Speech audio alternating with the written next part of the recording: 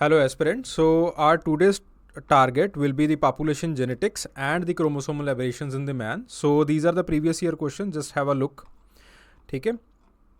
और पहले क्वेश्चन से शुरू करते हैं. The balanced and the transient genetic polymorphism. ठीक है, तो पहली बात है पॉलीमॉर्फिज्म का मतलब क्या होता है. Polymorphism it is a simple genetic variation. ठीक है, जो कि आपके पास 1% का जो थ्रेशोल्ड लेवल है उसको इंक्रीज उस थ्रेशोल्ड लेवल को पार कर रही है. ठीक है, so that is known as the genetic polymorphism.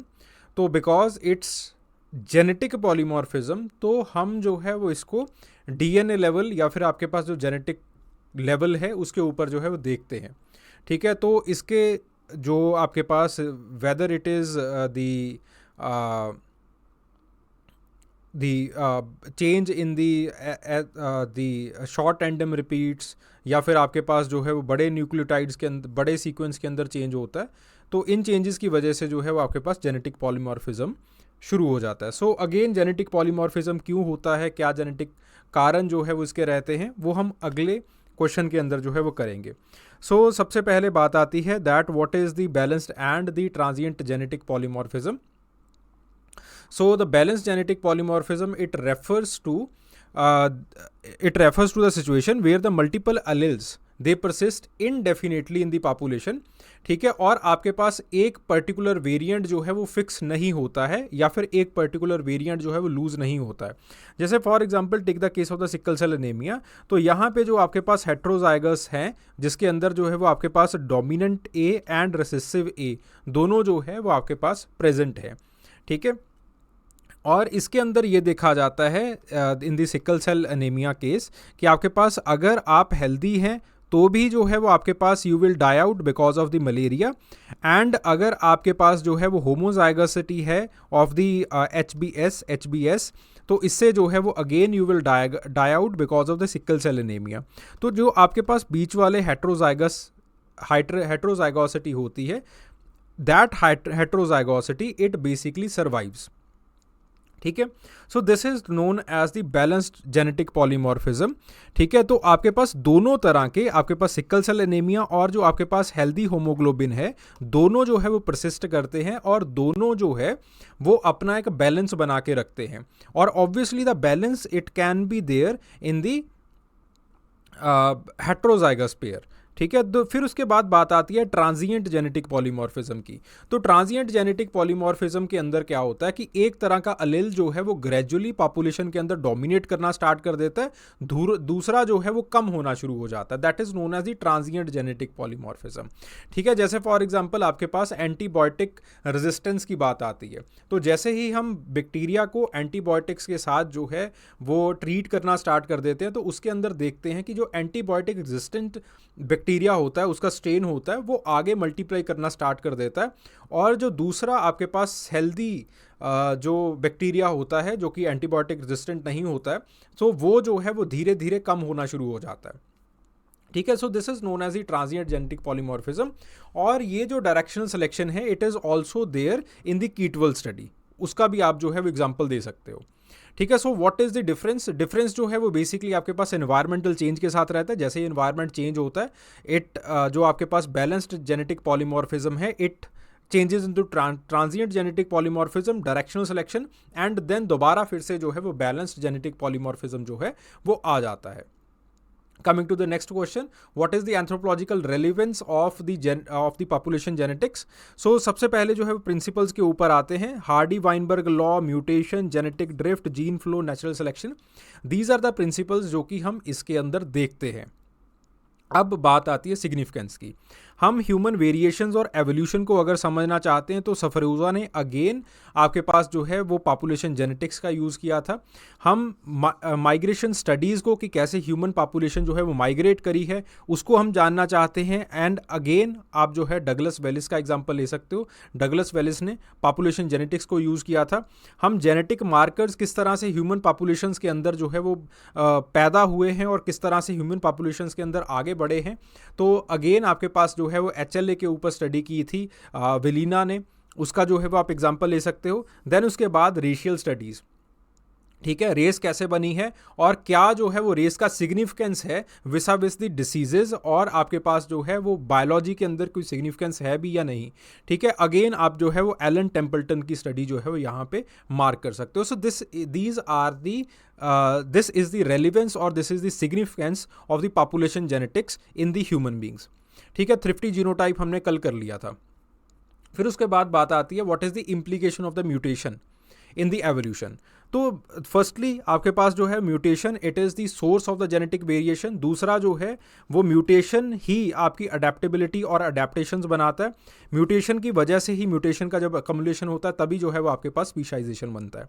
ठीक है, you can give the example.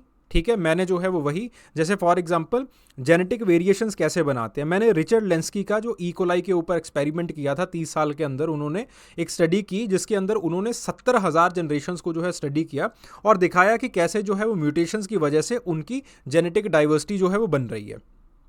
कैसे एक न्यूक्लियोटाइड के अंदर म्यूटेशन होता है और आपके पास जो है वो डाइवर्सिटी उनकी बनती रहती है।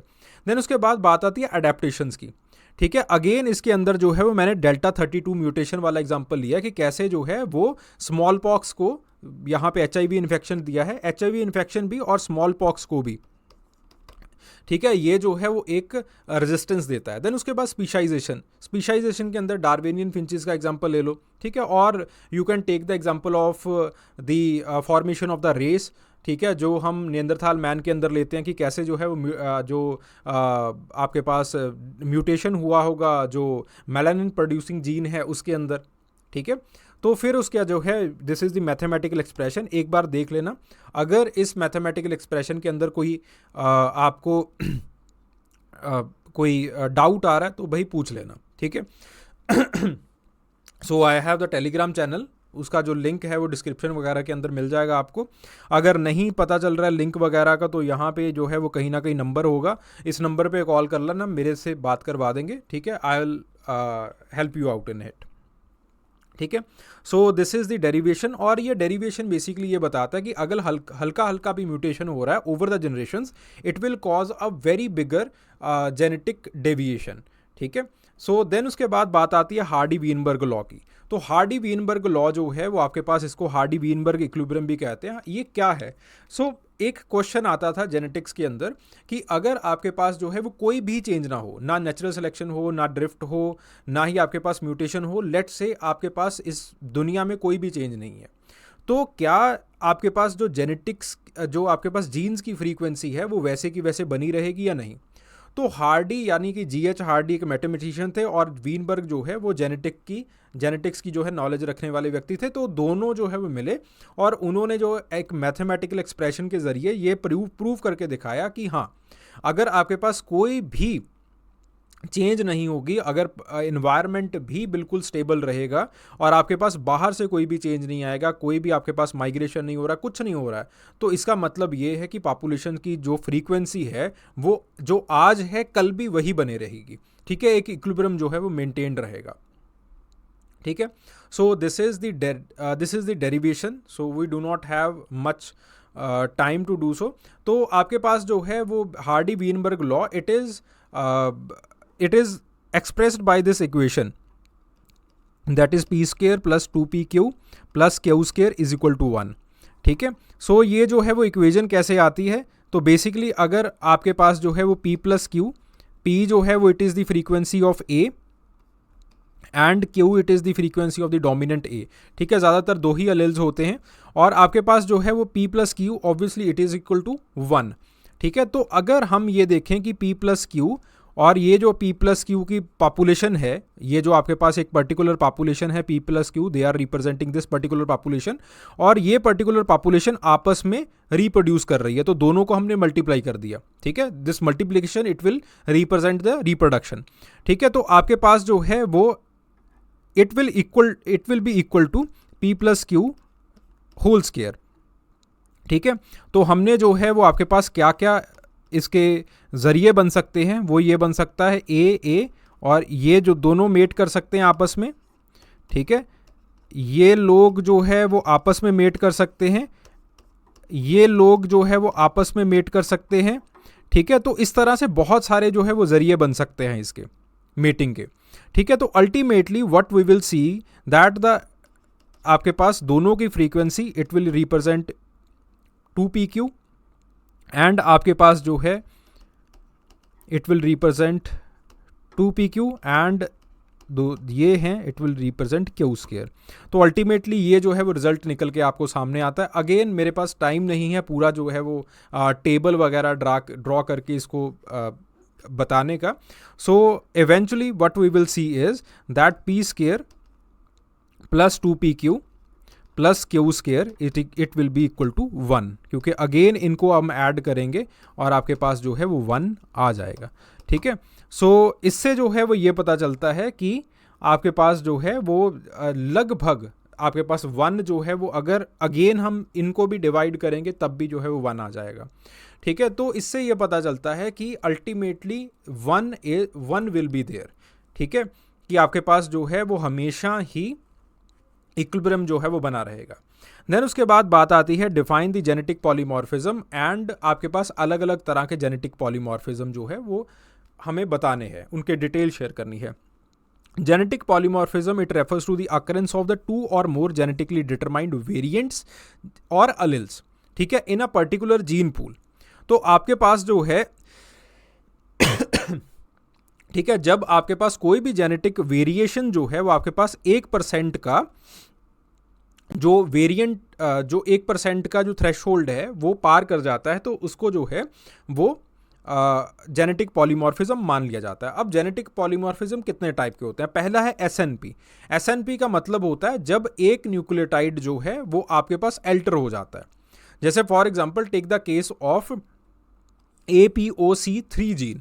अब APOC3 जीन जो है वो इसके और इसकी फॉर्मेशन के अंदर हम क्या देखते हैं कि आपके पास जो है वो सिर्फ एक SNP जो है, सिर्फ एक स्निप जो है, सिर्फ एक न्यूक्लियोटाइड जो है वो आपके पास एल्टर हो जाता है, जिस वजह से आपके पास इन्यूट पॉपुलेशन के अंदर जो लोग रहते हैं उनको हार्ट डिसीज़ का जो एक रिस्क है वो कम हो जाता है। देन उसके बाद copy number variation. Copy number variation के अंदर क्या होता है कि आपके पास बहुत बड़ा जो DNA सीक्वेंस है वो या तो डिलीट हो जाता है या फिर जो है वो डुप्लीकेट हो जाता है। ठीक है, जैसे क्रोन डिसीज़ के अंदर हम देखते हैं। ठीक है, तो उसके अंदर जो है वो अगेन आपके पास there is the CNV that is prevalent. And then उसके बाद इन्वर्जन पॉलीमॉर्फिज्म होता है। इन्वर्जन पॉलीमॉर्फिज्म का मतलब क्या है कि let's say this is the sequence, ठीक है, आपके पास जो है वो ATGCCC इस तरह से चल रहा है सीक्वेंस। वो सीक्वेंस जो है वो जो जेनेटिक कोड है वो रिवर्स हो गया। This is known as the inversion polymorphism. ठीक है, तो जैसे फॉर एग्जांपल आपके पास क्रोमोसोम 9 के ऊपर जो है वो ऐसा इन्वर्जन जो है वो देखा जाता है। देन उसके बाद बात आती है डिलीशन पॉलीमॉर्फिज्म की। डिलीशन पॉलीमॉर्फिज्म के अंदर क्या होता है कि आपके पास एक पर्टिकुलर DNA सीक्वेंस गायब हो जाता है। ठीक है, जैसे फॉर एग्जांपल जो आपके पास स्कैंडिनेवियन कंट्रीज की पॉपुलेशन है, कुछ के अंदर जो है वो डेल्टा 32 पेयर जो है वो गायब हो जाता है इन दी जीन CCR5। ठीक है, देन उसके बाद बात आती है माइक्रो सैटेलाइट और दी शॉर्ट टैंडम रिपीट्स की। इसके अंदर क्या होता है कि आपके पास एक क्रोमोसोम है, क्रोमोसोम के ऊपर ऐसे ही एक जो है वो मजे में एक जो आपके पास सैटेलाइट है वो लग जाता है। That is known as the micro satellite और दी शॉर्ट टैंडम रिपीट। ठीक है, सो इस तरह से these are the genetic polymorphs जो कि ह्यूमन बींग्स के अंदर जो है वो दिखाई देते हैं। देन उसके बाद बात आती है that discuss the factors that are affecting the genetic frequency among the human population. अब इसके अंदर मैं फार्मूले नहीं करवाऊंगा, फार्मूले समझाऊंगा नहीं, obviously they will be given in this here, और आपके पास जो है वो आप यहाँ पे इसको डाउनलोड करके इन फार्मूले को पढ़ सकते हैं। अगर आपको कुछ समझना है तो again I will be available.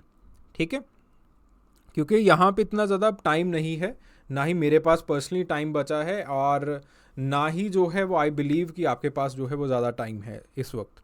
ठीक है, सो अगर इन फार्मूलों को आपने अगेन थोड़ा सा डिटेल के अंदर समझना है, तो डिटेल के अंदर समझने के लिए you can again go to this particular YouTube channel, और पॉपुलेशन जेनेटिक्स के अलग अलग वीडियोस मिल जाएंगे जिसके अंदर मैंने म्यूटेशन को अलग से समझाया है, जेनेटिक ड्रिफ्ट को अलग से समझाया, हर एक चीज़ को अलग अलग से समझा रखा है। ठीक है, वहाँ पे जाइएगा, वहाँ पे जो है वो आपको अच्छे तरीके से सब कुछ मिल जाएगा। तो बात आती है म्यूटेशन की। So mutation they are the changes in the DNA, तो जिसके कारण जो है वो नया अलेल जो है वो बन जाता है। ठीक है, तो इसका जो मैथमेटिकल एक्सप्रेशन है वो आप, this is the mathematical expression. तो बेसिकली म्यूटेशन के साथ क्या होता है, mutation is the raw material of the new change. ठीक है, नया कुछ भी आता है आपके जीन पूल के अंदर वो म्यूटेशन की वजह से आता है। जैसे फॉर एग्जांपल लिविंगस्टोन का काम जो है वो सिकल सेल एनीमिया के अंदर है।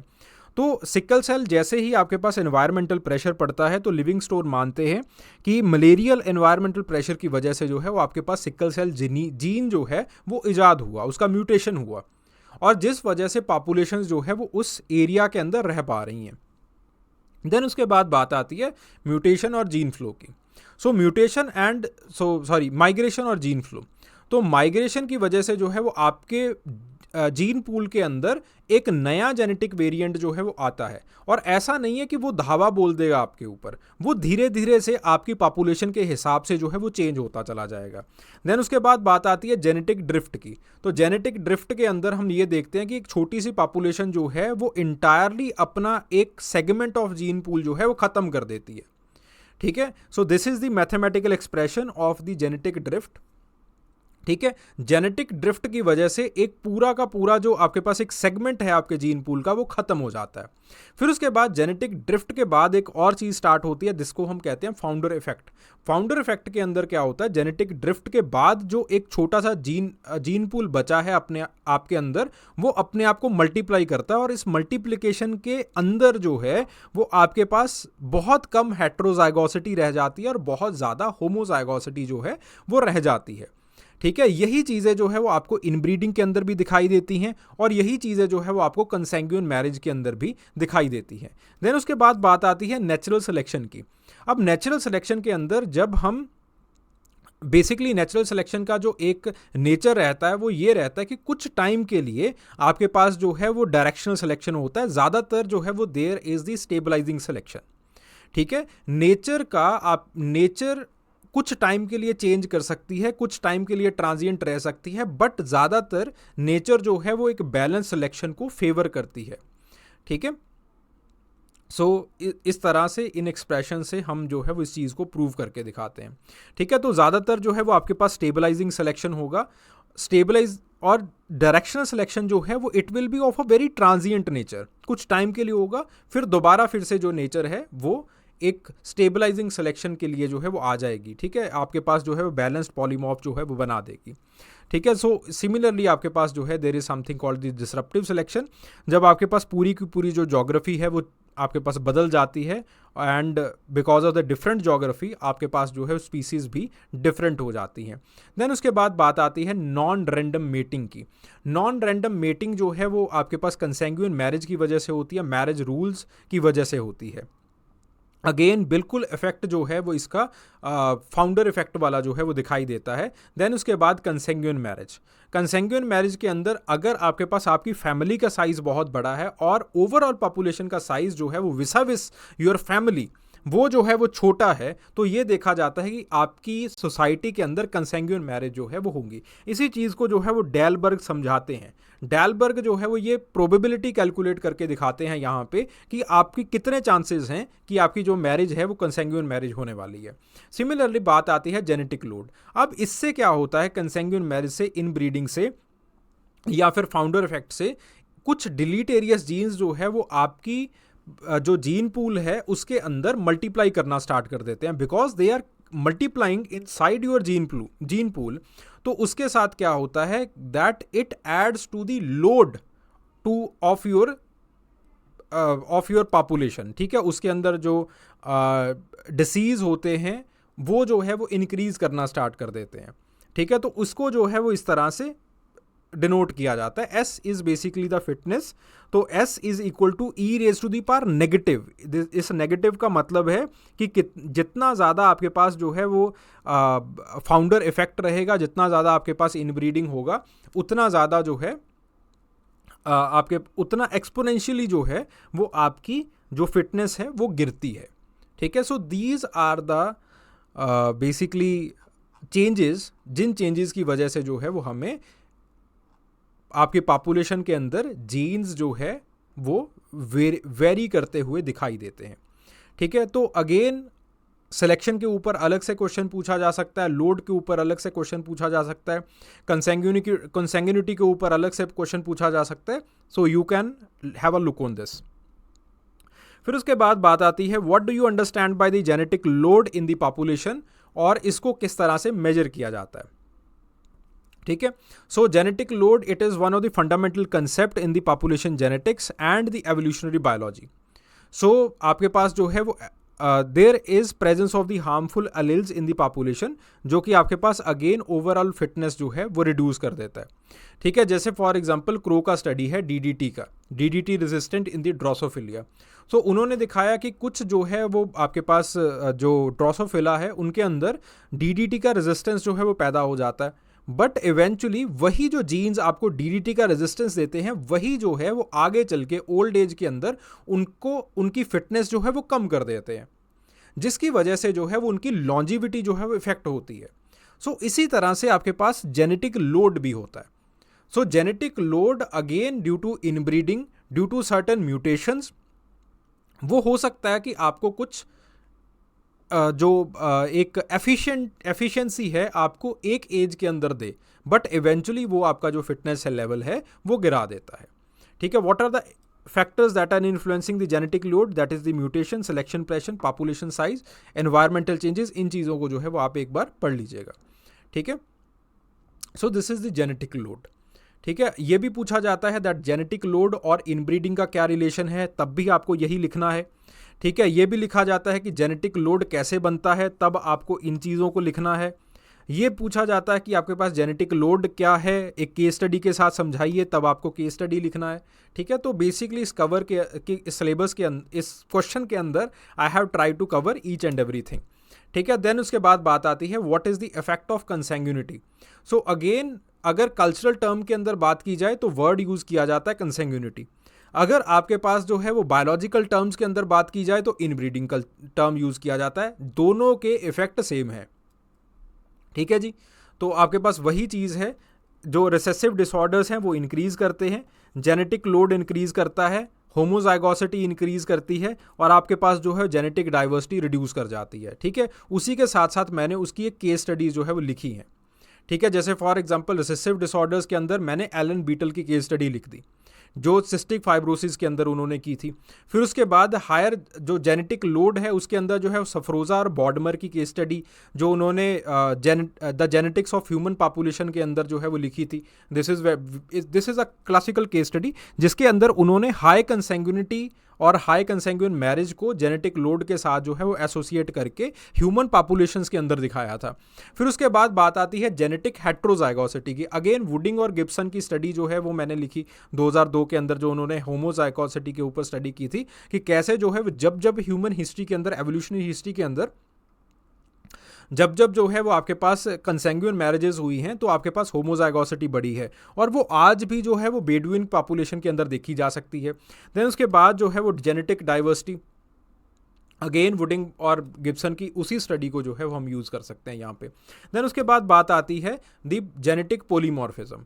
तो अगेन जेनेटिक पोलीमॉर्फिज्म जो है वो कंसेप्ट समझा दिया कि आपके पास जब डीएनए सीक्वेंस जो है वो चेंज होता है, अलील चेंज हो जाता है, और अलील का जो आपके पास फ्रीक्वेंसी है वो threshold level that is the 1% उससे जो है वो बड़ा हो जाता है, तो उसको जो है वो हम मानते हैं that this is the genetic polymorphism. Then what are the examples of the genetic polymorphism? SNP it is the example, CNV is the example, microsatellites, deletions deletion और insertion, this is the example. ठीक है, तो ये जो है चार दे are the examples, और इसी से जो है ये पता चलता है कि जेनेटिक पॉलीमॉर्फिज्म जो है बनता कैसे है। ठीक है जी, so what are the conditions that are necessary for the operation of the Hardy Weinberg law? तो ये कंडीशंस हैं, पॉपुलेशन साइज बड़ा होना चाहिए, रैंडम मेटिंग होनी चाहिए, म्यूटेशन नहीं होना चाहिए, माइग्रेशन नहीं होना चाहिए, सिलेक्शन नहीं होना चाहिए। ठीक है, देन द नेक्स्ट वन मैं थोड़ा सा तेज़ी से करवा रहा हूँ। तो again this PDF it is available on the app itself, वहाँ से आपको जो है वो मिल सकता है, या फिर ये जो है वो आपको मिल जाएगा टेलीग्राम चैनल के ऊपर। अगर टेलीग्राम चैनल के ऊपर ना मिले, टेलीग्राम चैनल से ही मेरा नंबर ले लेना, वहाँ पे जो है वो मुझे कॉन्टैक्ट कर सकते हो। टेलीग्राम पे मैसेज कर सकते हो, I will be available there. ठीक है जी। Then what is the balance genetic polymorphism, और ये पॉपुलेशन के अंदर कैसे मेंटेन होता है। ठीक है, तो बैलेंस जेनेटिक पॉलीमॉर्फिज्म जो है वो आपके पास अगेन एक फिनोमिना है where the multiple genes at the single locus, वो जो है वो आपके पास पॉपुलेशन के अंदर जो अपनी फ्रीक्वेंसी को जो है वो मेंटेन करके रखते हैं। ठीक है, तो thus it creates the balance genetic polymorphism. ठीक है, तो आपके पास जो है वो कैसे होता है, क्यों होता है, बिकॉज ये देखा जाता है दैट दी हेट्रोजाइगोसिटी का जो है वो जनरली एक पॉपुलेशन के अंदर एडवांटेज दिखाई देता है। जैसे सिकल सेल एनीमिया का हमने केस ले लिया। फिर उसके बाद जो है वो फ्रीक्वेंसी डिपेंडेंट सिलेक्शन। ठीक है, सो अगर एक अलेल की जो है वो आपके पास एडवांटेज आता है तो उसको जो है वो हेट्रोजाइगस फॉर्म के अंदर ले लिया जाता है। ठीक है, तो देन उसके बाद जो है वो एनवायरमेंटल वेरिएशंस, अगर एनवायरमेंट फ्लक्चुएट भी करता है तो हेट्रोजाइगस जो है वो बच जाते हैं। ठीक है, तो अगेन इन वजह से जो है वो आपके पास बैलेंस्ड जेनेटिक पॉलीमॉर्फिज्म जो है वो फेवर किया जाता है पॉपुलेशंस के अंदर। देन उसके बाद बात आती है इनब्रीडिंग की।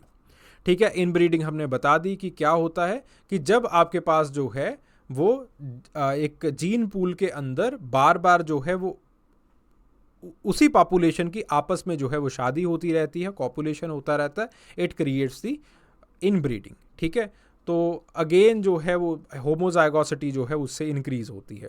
अब आपके पास what are the causes of the inbreeding, छोटा पॉपुलेशन होता है तो ऑब्वियसली इनब्रीड करना पड़ता है। ये कल्चरल प्रैक्टिसेस जैसे आपके पास पैरेलल कज़न मैरिजेस या फिर cross cousin marriages, uncle niece marriages की वजह से भी इनब्रीडिंग जो है वो होता है, ऐसे प्रेफरेंशियल मैरिज रूल्स की वजह से। ठीक है, क्या इफेक्ट आता है, मेजरली दो इफेक्ट आते हैं। The first is the inbreeding depression and the second is the genetic disorder, वो इंक्रीज होते हैं। ठीक है, सो इसी को जो है वो हमने एग्जाम्पल्स के साथ समझा दिया। जैसे इनब्रीडिंग जो डिप्रेशन है उसको जो है वो अगेन हमने जो है वो शेवरुड का जो एग्जाम्पल है उन्होंने ओल्ड फील्ड माइस के अंदर जो है वो लिया था, उसको दे के जो है वो हमने समझा दिया। देन उसके बाद जेनेटिक डिसऑर्डर्स को एलन बीटल का पाकिस्तान के अंदर काम है, उसको दे के हमने समझा दिया। ठीक है, फिर उसके बाद जो है वो हार्डी वीनबर्ग लॉ क्या होता है, और फिर उसके बाद हमने फैक्टर्स जो है वो डिस्कस करने थे। Again this is already done, इसको जस्ट जो है वो आप एक बार पढ़ लीजिएगा। The problem of inbreeding, genetic problems हैं, हेल्थ प्रॉब्लम्स आते हैं, पॉपुलेशन रिलेटेड प्रॉब्लम्स जो है वो आते हैं। ठीक है, then the next question, what is the genetic polymorphism, और आपके पास जो है इसका रोल क्या रहता है सिलेक्शन के अंदर। बहुत सिंपल सा रोल है। पहले तो हमने जेनेटिक पॉलीमॉर्फिज्म बता दिया, ये क्यों हो सकता है, ये SNP की वजह से हो सकता है, माइक्रो सैटेलाइट की वजह से हो सकता है, ये CNV की वजह से जो है वो आपके पास हो सकता है, इंसर्शन की वजह से, डिलीशन की वजह से ये बन सकता है।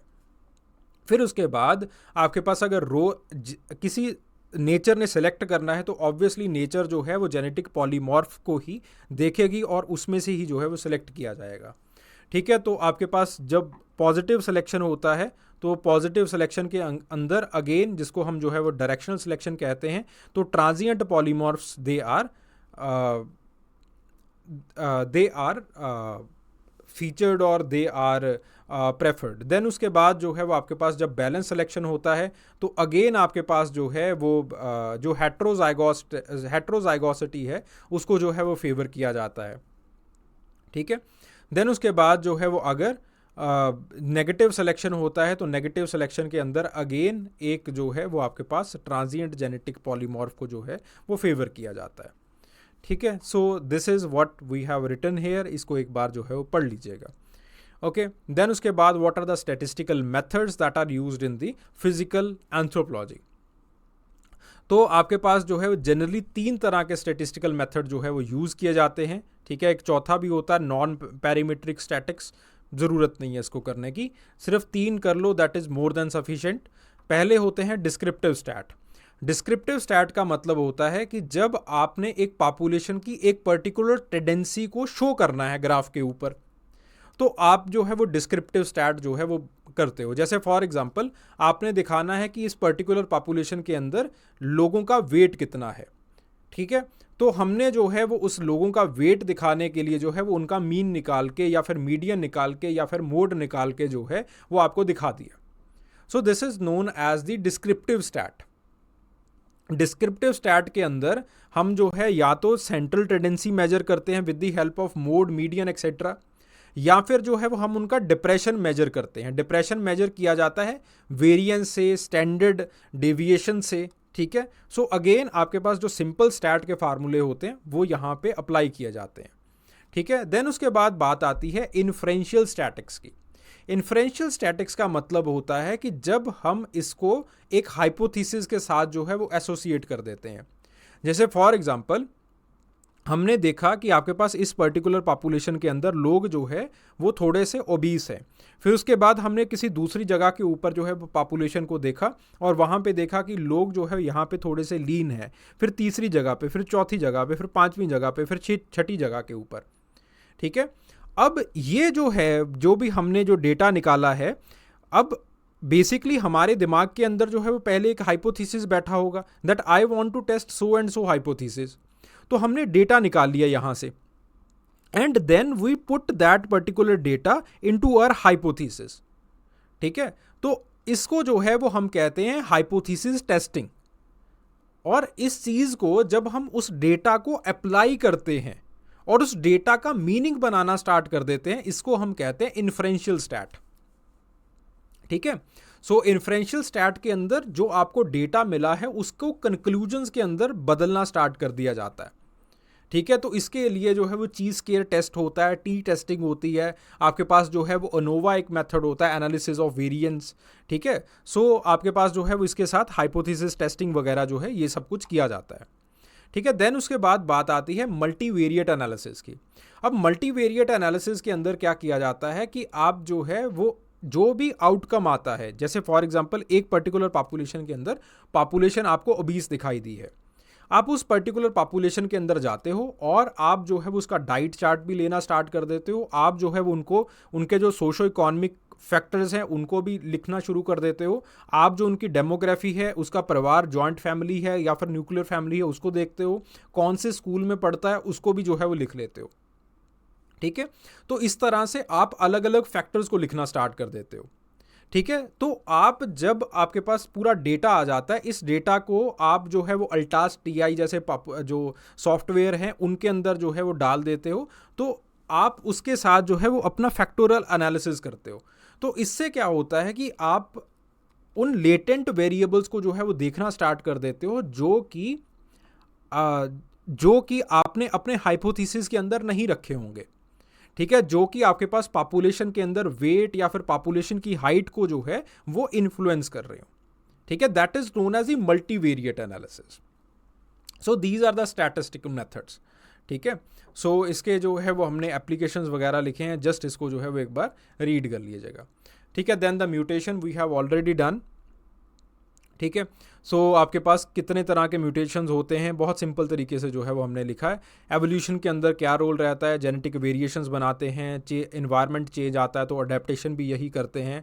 आपके पास अगर बेनिफिशियल म्यूटेशंस आपके अंदर अकोमोडेट हो जाएं तो आपके पास जो है वो अगेन आपका सर्वाइवल रेट वगैरह जो है वो अच्छा हो जाता है, ठीक है। देन उसके बाद बात आती है the discuss the concept of the Mendelian populations, Mendelian population and its application in the anthropogenic variations in India, ठीक है। सो इसके सीधा एप्लीकेशंस के ऊपर जाते हैं हम। सो कास्ट सिस्टम और एंडोगेमी के अंदर इसका है एप्लीकेशन है, ट्राइबल पॉपुलेशंस के अंदर इसका एप्लीकेशन निकल सकता है, ठीक है। जस्ट मैंने जो है वो केस स्टडीज़ लिख के इसको दिखाया है। रिलीजियस कम्युनिटीज़ को हम मेंडेलियन पॉपुलेशन मानते हैं। जो लिंग्विस्टिक इन्फ्लुएंस मैरिज के अंदर देखा जाता है, again it creates the Mendelian population, ठीक है। और आपके पास ज्योग्राफिकल आइसोलेशन की वजह से मेंडेलियन पॉपुलेशन बनती है। आपने जो माइग्रेशन पैटर्न्स हैं उनको देखना है, अगेन उसकी वजह से जो मेंडेलियन पॉपुलेशन है वो बनती है। अगेन ऑक्यूपेशनल ग्रुप्स की वजह से जो है वो माना जाता है कि अगेन कास्ट बनती है और कास्ट से जो है वो मेंडेलियन पॉपुलेशन जो है वो देखी जाती है। अगेन कास्ट एंडोगेमी जैसे जो है वो आपके पास प्रैक्टिसेस हैं, again due to that the Mendelian population has formed, ठीक है। चलिए दूसरे चैप्टर के ऊपर आते हैं। So actually in this particular video or in this particular sessions I have least time, ठीक है, बहुत ज़्यादा कम टाइम होता है और ये पर्टिकुलरली डिज़ाइन ही मैंने वैसे किया है कि बच्चों का जल्दी जल्दी से रिवीजन जो है वो हो जाए, ठीक है। आपके पास अगली जो चीज़ आती है that is the chromosomal aberrations, और किस तरह से क्रोमोसोमल एब्रेशंस जो है वो आपकी ह्यूमन बॉडी और माइंड के ऊपर जो है वो तनाव डालते हैं। ठीक है, दो तरह के एब्रेशंस होते हैं, एक होता है स्ट्रक्चरल एब्रेशन, एक होता है न्यूमेरिकल एब्रेशन, और दोनों जो है वो आपकी बॉडी और माइंड को जो है वो इफेक्ट करते हैं।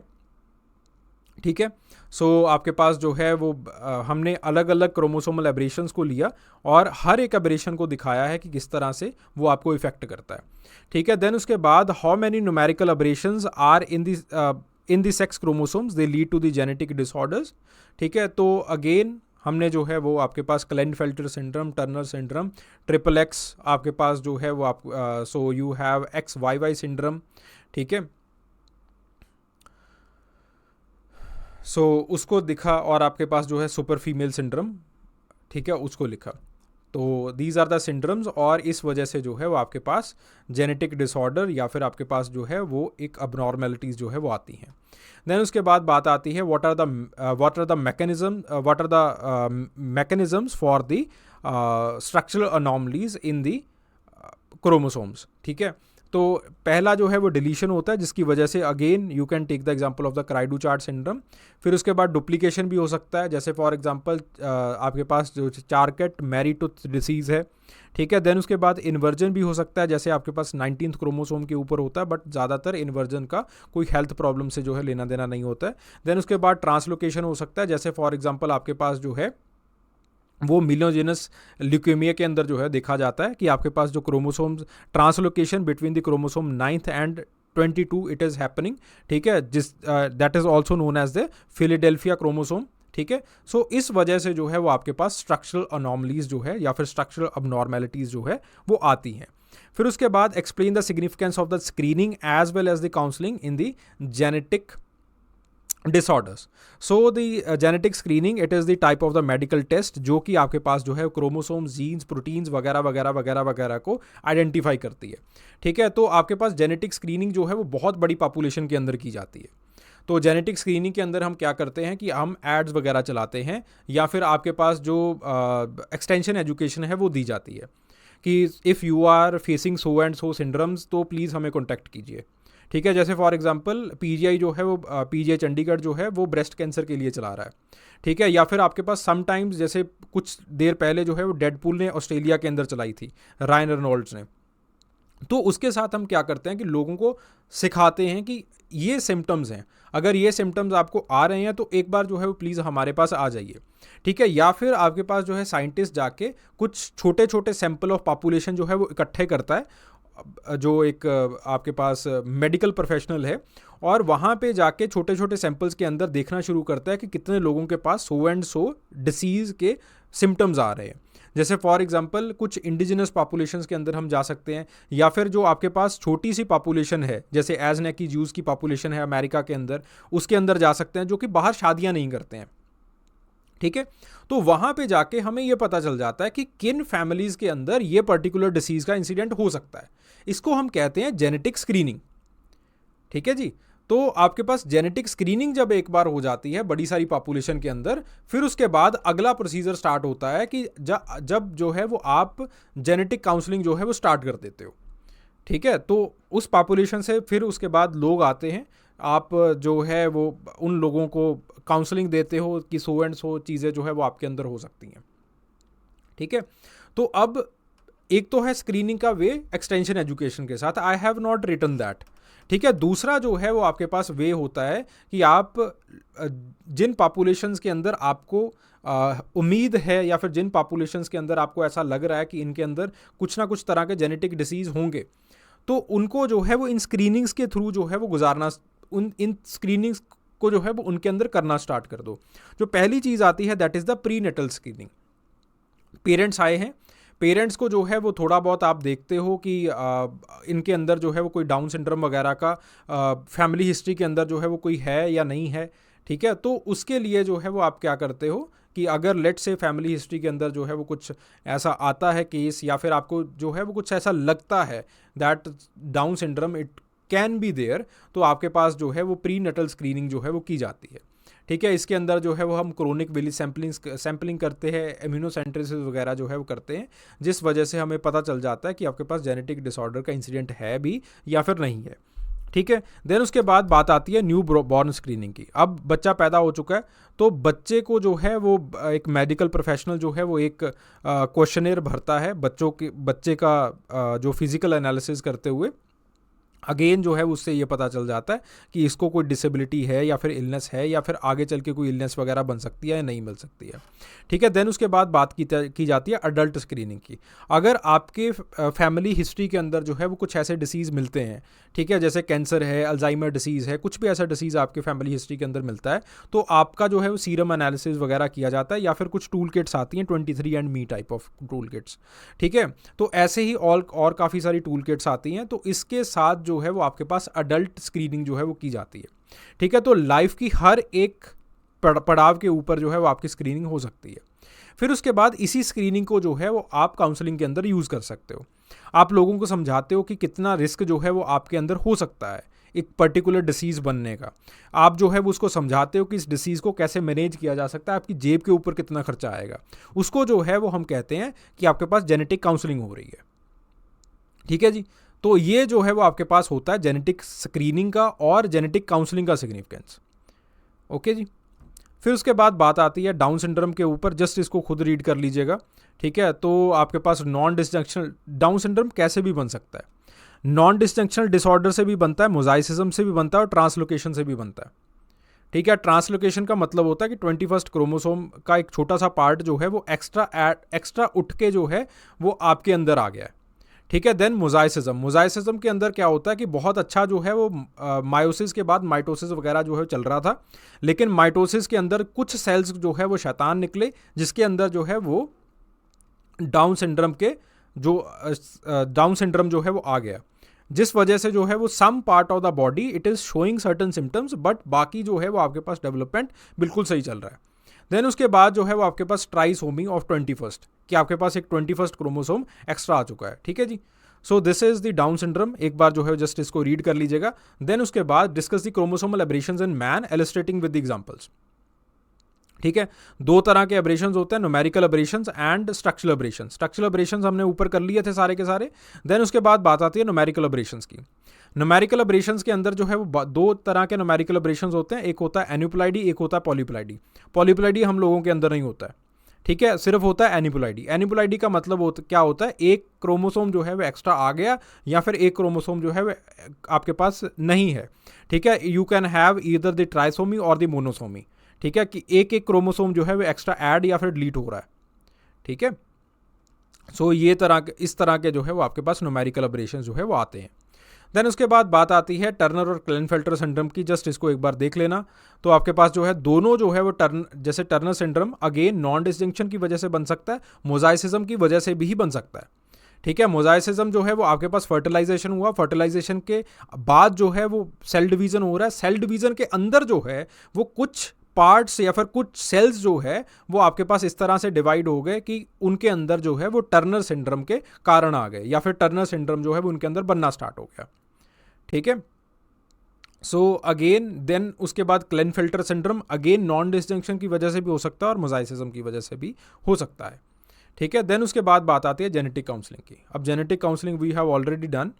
ठीक है, सो आपके पास जेनेटिक काउंसलिंग के अंदर ये सब कुछ किया जाता है। इन्फॉर्मेशन आप देते हो लोगों को, ठीक है, कि क्या किया जा सकता है इस पर्टिकुलर डिसीज़ के रिगार्डिंग। डिसीज़ का पता चल गया तो ऑब्वियसली द पेशेंट ही will be facing immense amount of the emotional upheavals. तो अगेन इमोशनल सपोर्ट जो है वो दिया जाता है। ठीक है, फैमिली प्लानिंग, किसके साथ शादी करना है किसके साथ शादी नहीं करना है, वो भी जो है पूरी सलाह दी जाती है। फिर उसके बाद आप शादी कर ली है, बच्चा जो है वो उसके अंदर जेनेटिक डिसीज़ का कितना रिस्क है कितना नहीं है वो भी जो है वो उसको कम्युनिकेट किया जाता है। तो लोगों को जो है वो अच्छी सलाह दी जाती है, उनको एथिकल गाइडेंस जो दी जाती है।